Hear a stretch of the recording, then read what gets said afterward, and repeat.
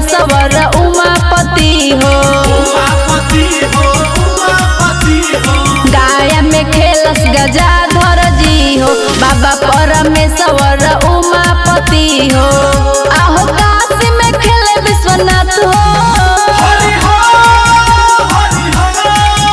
आहो काशी में खेले विश्वनाथ सोनपुर में होली खेले बाबा हरिहर नाथ सोनपुर में होली खेले बाबा हरिहर नाथ सोनपुर में होली खेले बाबा हरिहर नाथ सोनपुर में होली खेले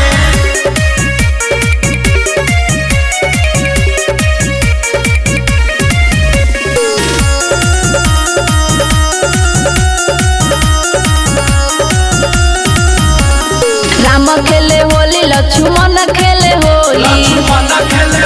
लक्ष्मण खेले होली लंका गढ़ में रावण खेले होली रावण खेले होली रावण खेले होली राम खेले होली लक्ष्मण खेले होली लंका गढ़ में रावण खेले होली